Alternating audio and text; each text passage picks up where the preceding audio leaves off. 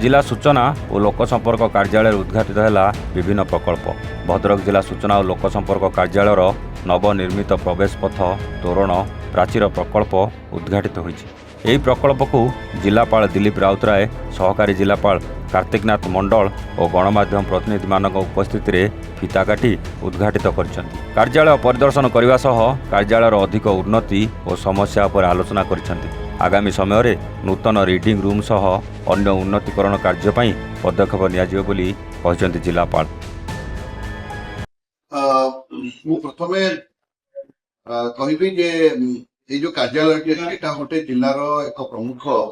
कार्यालय एवं एठू सब न्यूज गुड़िक डिसमिनेट होता है जिले में कौन होची केतबेले कौन कार्यक्रम रही सब संवाद गुड़िक एवटू डीआईबीआर डिसमिनेट आपण माने ताको प्रचार प्रसार करथंती आपण मानकर निजस्व माध्यम इलेक्ट्रॉनिक माध्यम रे बा प्रिंट मीडिया माध्यम रे तेणु मु अत्यंत खुशी जे आमर प्रेजेंट डीआईबीआर श्रीजुक्त रमेश चंद्र नायक सी निजस्व प्रचेषा कारण से जी इनिशिएटिव नहीं बिल्डिंग की जराजीर्ण अवस्था ऑफिसर्स माने प्राय आसुन बसु नथिले तेणु सी कार्यभार ग्रहण कला पूरा तार काय पलट करिसंती तार अनेक माने ताको एकदम नियंत्रित करिसंती एवं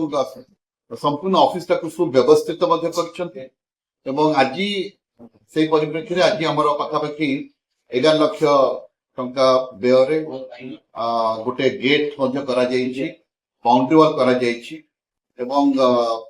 वर्तमान ऑफिस केवल जो चलचल होती नुह ऑफिस बहुत सुंदर लगुच एवं आगामी दिन में जो किसी इंफ्रास्ट्रक्चर डेवलपमेंट दरकार हम बोली मु अनुभव करुच्ची मुझे प्रिंसिपल सेक्रेटरी आईएनपीआर डिपार्टमेंट को जनईबी एवं आमे जो रीडिंग रूम अच्छे स्पेशली रीडिंग रूम टे तार कलेबर को वृद्धि करूँ जहाँफल अधिक मात्रा पिला माने जो माने बेसिकली कॉम्पिटिटिव एग्जाम्स में प्रिपेयर करछंती अनेक समय आसिक पाठ पढ़ी पारे। व्यतीत जो बही गुड़िक मुझे देखिली कल्चर डिपार्टमेंट आईएनपीआर डिपार्टमेंट अनेक समय जो बही गुड़िक देइछंती से बही गुड़िक स्थान नहीं स्थान अभाव टिके रही बही गुड़िक डिस्ट्रिक्ट लाइब्रेरी जेहेतु दरकार अच्छी बही आम भावुँ से जो बही गुड़िक देले अनेक रीडर्स माने पढ़ी पारे तार सुविनियोग हो पार। ओवरऑल डीआईबीआर अनफॉर्चुनेटली ए मास रिटायर कर 31 मार्च 2025 रिटायर कर तेणु ये अवसर आगामी दिन शुभेच्छा देवी जे ताकर परवर्ती जीवन सुखमय हो शांतिमय हो एवं आमे ताको भली जने सक्सेसर पाइले जिलावासी समस्त उपकृत हेबे। धन्यवाद। भद्रकरू सुब्रकांत राउतराय रिपोर्ट, एवान ओडिशा।